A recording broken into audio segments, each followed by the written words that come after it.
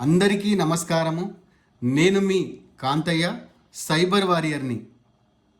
ఈరోజు అవేర్నెస్లో భాగంగా ఒక నిజమైన కేసు. ఒక విక్టిమ్కి ఎస్బీఐ కస్టమర్ కేర్ నుండి కాల్ వచ్చింది. మీ క్రెడిట్ కార్డ్ బ్లాక్ అవుతుంది, ఓటీపీ షేర్ చేస్తే సరిపోతుందని చెప్పారు. అతడు ఏమీ ఆలోచించకుండా అతడి ఓటీపీని షేర్ చేశాడు. వెంటనే అతడి క్రెడిట్ కార్డు నుండి 19,500 రూపీస్ డెబిట్ అయ్యాయి. అతడి క్రెడిట్ లిమిట్ 20,000 రూపీస్.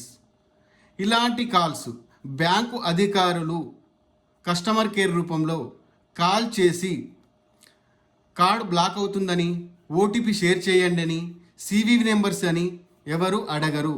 ఇవి సైబర్ నేరగాలు, స్కామర్స్ మాత్రమే ఇలాంటి కాల్స్ చేస్తారు. అందరూ గమనించగలరు.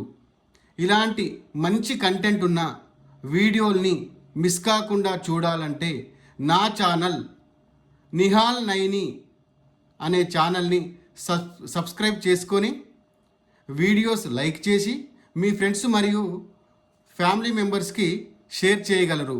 ఇలాంటి కాల్స్ వస్తే కట్ చేసి 1930 కానీ లేదా www.cybercrime.gov.in అనే వెబ్సైట్లో లాగిన్ అయ్యి కంప్లైంట్ రేజ్ చేయవచ్చు.